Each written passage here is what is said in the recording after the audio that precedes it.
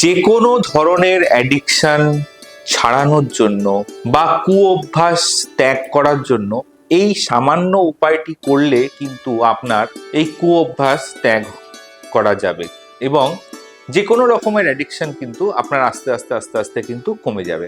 কি করতে হবে আপনাকে? আপনাকে করতে হবে, এই অ্যাডিকশনটা হয় কিসের জন্য? হয় কিন্তু রাহুর জন্য। রাহু আপনাকে যে কোনো অ্যাডিকশনের মধ্যে ফেলে দেয়। এই অ্যাডিকশনটা ঠিক করতে মানে কমাতে গেলে রাহুকে ঠিক করতে হবে। আর রাহু যদি ঠিক হয়ে যায় তাহলে কিন্তু আপনার লাইফে খুব কম সময়ের মধ্যে আপনি অনেক বড় সাকসেস কিন্তু পেতে পারেন। তো এই সমস্যা থেকে মুক্তি পেতে গেলে সামান্য সাদা বাতাসা বা লাল বাতাসা, সাদা বাতাসা হলে খুব ভালো হয়।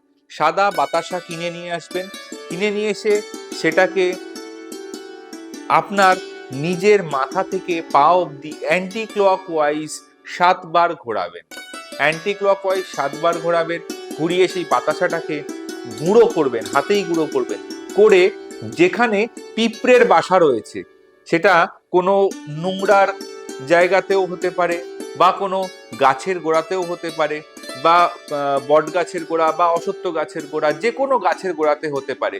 ওই যেখানে দেখবেন পিঁপড়ের বাসা রয়েছে সেই পিঁপড়ের বাসার সামনে গিয়ে ওই গুঁড়ো বাতাসাটাকে কিন্তু ছড়িয়ে দিন। এটা কবে করবেন? এটা করতে হবে আপনাকে প্রত্যেক শনিবার করে করতে হবে, বিকেলের দিকে। বিকেল মানে সূর্য ডুবে যাবে কিন্তু রাতের তারা বেরোবে না, ঠিক ওই সময়ের মধ্যে এই কাজটা করতে হবে।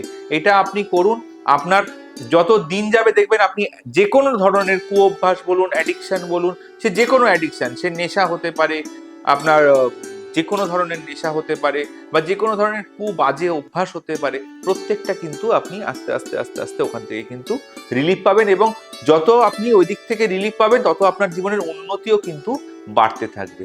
এই কাজটা কিন্তু আপনি করুন, অবশ্যই করে জানাবেন এই কাজটি করে আপনি কেমন রেজাল্ট পেয়েছেন।